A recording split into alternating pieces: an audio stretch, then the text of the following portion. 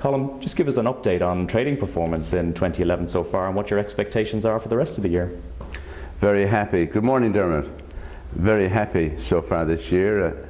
Up to the end of August, we were plus 17% on last year.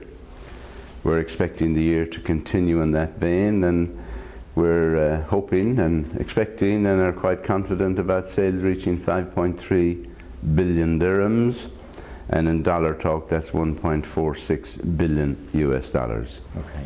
And we're very, very happy with that, you know. So what are the big factors that are driving that performance then this year? Well, of course, traffic through Dubai Airport is up. It's plus 8% up to the end of August, so we're happy that our increase is better than the traffic, but that's a big factor for us. A second thing that's quite noticeable this year is the Chinese traffic through the airport and what they're purchasing. And you know, every day, Dermot, we do a list of unusual sales, the top 10 single items, and every day now 2 or 3 of those are Chinese passengers. Right.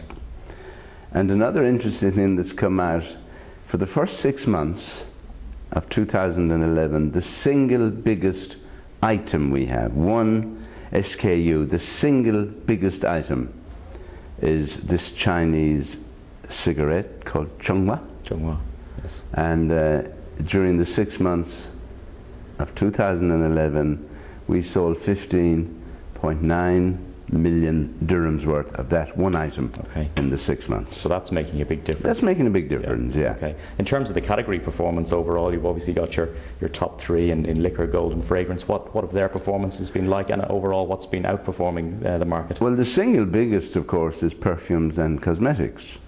And they now account for like 17 or 18% of our total sales together. Liquor has shown an improvement. Cigarettes and tobacco has shown an improvement. And then a little bit everywhere. And one category that came back this year is our electronics. We had a drop in that last year in 2010, 2009. I'm not so sure why. Perhaps a little bit the recession. And then we did various studies, and whether we're right or not, we identified the fact that digital cameras had dropped considerably because of the improvement in telephones, in mobile telephones. And they're all fitted with megapixel cameras and so on.